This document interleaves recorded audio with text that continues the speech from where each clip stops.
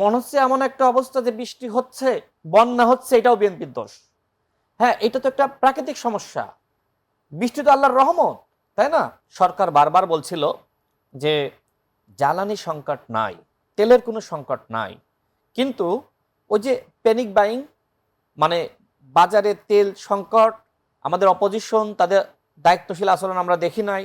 এমনকি আমি দেখলাম যে যখন আসলে বিরোধী দল এবং সরকারি দল মিলে একটা কমিটি হলো, তারপর থেকে মানে তারা কিন্তু কমিটি ফাংশন করার আগেই সকল সমস্যার সমাধান হয়ে গেছে। সরকার কিন্তু বারবার বলছিল যে এক্ষেত্রে একটি চক্রান্ত আছে, মানে কেউ তেল নিচ্ছে, তেল আবার বাসায় ফিরছে, আবার যাচ্ছে, এ ধরনের ঘটনা কিন্তু ঘটেছে।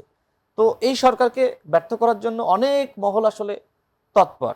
তো আমি আসলে আমাদের অপোজিশনে যারা আছে তারাও তো গণ অভ্যুত্থানের শক্তি, এবং এই সরকার তো গণ অভ্যুত্থানের সরকার, তাই না? সবাই তো গণ অভ্যুত্থানের অংশীদার। সুতরাং এই সরকার যদি ব্যর্থ হয়, আপনি কি সফল হবেন?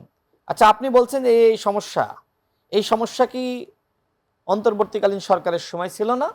এটা কি আওয়ামী লীগের সময় ছিল না? বিএনপি, আপনি যেটা নিজেই বললেন যে ৭৩ দিনের সরকার, এই সরকার এখনো পর্যন্ত এই যে এত বড় সংকট, জ্বালানি সংকট, সেইটা মোকাবেলা করলো।